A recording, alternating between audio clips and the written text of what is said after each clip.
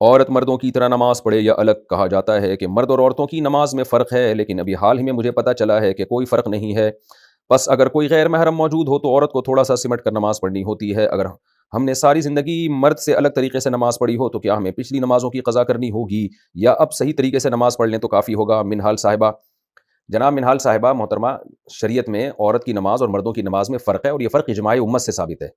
اس پر میرا کلپ ہے، آپ وہ سن لیں۔ ابھی یہ تو شارٹ مسائل میں جواب دیتا ہوں۔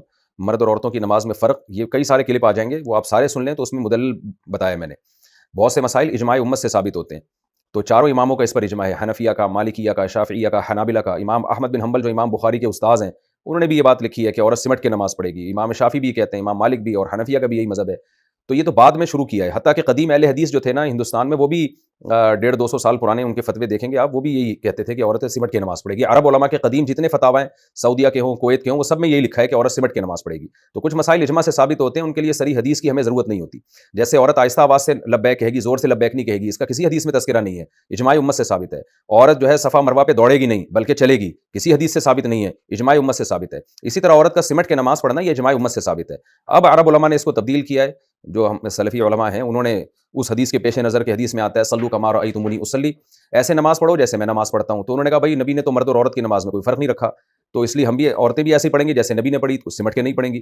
لیکن ان سے ہمارا سوال یہ ہے کہ یہ تو حج کے بارے میں بھی تو نبی نے فرمایا خذوا عنی مناسککم، حج کا طریقہ مجھ سے سیکھو، یعنی جیسے میں حج کر رہا ہوں ایسے حج کرو۔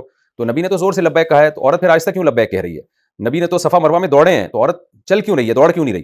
ظاہر ہے اس لیے چل رہی ہے کہ اجماع سے ثابت ہے کہ عورت چلے گی، دوڑے گی نہیں۔ اجماع امت سے ثابت ہے کہ عورت آہستہ لبیک کہے گی، زور سے نہیں کہے گی۔ تو اسی طرح اجماع امت سے بھی یہ بات ثابت ہے کہ عورت سمٹ کے نماز پڑھے گی۔ صدیوں تک جتنے فقہا گزرے ہیں نا، ان کی کتابیں آپ اٹھا کے دیکھ لیں، تو اس میں سب میں یہی لکھا ہے پوری دنیا میں کہ عورت سمٹ کے نماز پڑھے گی۔ اور حدیث میں آتا ہے رسول اللہ صلی اللہ علیہ وسلم نے فرمایا لا تجتمع امتی علی ضلالہ، میری امت گمراہی پہ جمع نہیں ہوگی۔ تو یہ تو چند میں نے دلائل دیے، مزید دلائل آپ کو اس کلپ میں مل جائیں گے۔ اس لیے آپ سمٹ ہی کے نماز پڑھیں، چاہے محرم دیکھنے والا یعنی نامحرم کوئی دیکھنے والا ہو یا نہ ہو، کیونکہ عورت کو جو نماز میں سمٹنے کا حکم ہے نا، اس کی وجہ حیا ہے، کیونکہ عورت میں حیا مطلوب ہے۔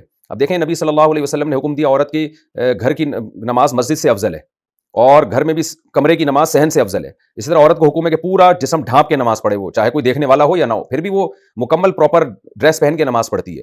اگر پردے کا تعلق اس سے ہوتا نا کہ کوئی دیکھ رہا ہے یا نہیں دیکھ رہا، نماز میں پردے کا اس سے تعلق ہوتا تو شریعت حکم دیتی کہ بھائی کوئی نامحرم دیکھ رہا ہے تو سر جو ہے وہ آپ ڈھانپ لیں، نامحرم نہیں دیکھ رہا تو سر کھول کے نماز پڑھ لیں۔ نہ تو پردے کا جہاں تک تعلق ہے تو عورت کو پورا پراپر پردہ نماز میں کرنا ہے، چاہے کوئی دیکھ رہا ہو چاہے نہ دیکھ رہا ہو، اندھیرے میں ہو روشنی میں ہو۔ تو اسی طرح سمٹ کے نماز پڑھنے کا تعلق ہے عورت کے پردے سے، تو نماز میں عورت کو سمٹنا ہی پڑے گا، چاہے کوئی دیکھنے والا ہو یا نہ ہو۔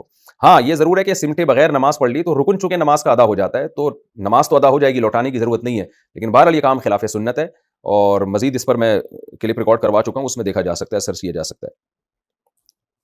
لوگ کہتے ہیں بھی کویت میں علماء کہہ رہے ہیں کہ جی عورت مردوں کی طرح نماز پڑھے، تو آپ علماء کویت کے قدیم علماء کی کتابیں اٹھا کے دیکھیں نا، وہ کیا کہتے تھے۔ تو اسلام تو 1400 سال سے چل رہا ہے نا، تو اب جو تبدیلیاں ہو رہی ہیں وہ ایکسیپٹیبل نہیں ہے۔